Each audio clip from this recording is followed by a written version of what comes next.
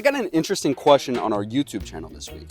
An individual named Glenn says that he's 63 and he's got back problems. He's wondering if he should get a Pace version 3 or an Adventure 2. He says he's looking for the most cushy ride possible. He's mostly going to be riding on asphalt, some bike paths, and just a few dirt trails. Well, Glenn, let's talk about it. So the first thing that I want to note is that these are two wildly different bikes. The Aventon Aventure is obviously for off-road riding, whereas that Pace 500 is more for riding around on roads or in cities. Now, the actual technology on these bikes are pretty much the same. You're going to get the same display, the same throttle, the speeds, the acceleration are very similar.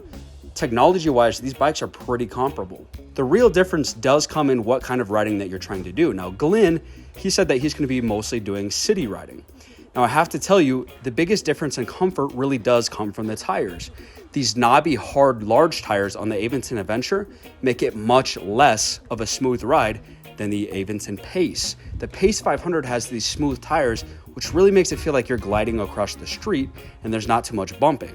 Glenn indicated that he's got a couple back problems, so really, I would recommend that the Pace is a much smoother ride, and where the vast majority of your riding, you said, is going to be in a city, I have to say that the Pace 500 might be a better option for you. And I know that that might sound weird because there is that front suspension on the Aventon Aventure that doesn't exist on the Pace 500. But if you're riding this mostly around flat surfaces, you're not really taking this thing off-roading, big rocks, there's no curbs that you're jumping off of, that front suspension is not going to make as much of a big difference as the actual tires of that Pace 500.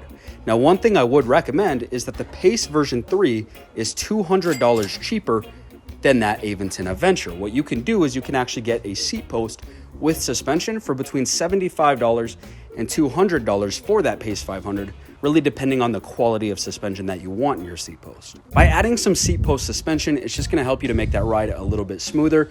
You indicated that very little of your riding is gonna be off-road, but I do wanna say the Pace 500 can get kind of slippery off-road. Those tires are really made for streets. So in the event that you do take this off the road, you're gonna wanna keep it under 10 miles an hour. But based on the riding that you're telling me, where it's mostly going to be around streets or in civilization, I think the Pace 500 is going to be more comfortable for you, and it's a tiny bit zippier and gets around quicker than that Aventon Aventure. Hey, just really quick before you click out of the video, if you guys do want a Pace 500 or an Adventure 2, give us a call at 435-230-3775. Ask for Mitchell. I'll hook you guys up as much as I possibly can. Maybe we can do like free shipping for you or something like that. Just give us a call. I'm here to help y'all. I'm really not trying to gouge y'all. So love you guys. Have a good one.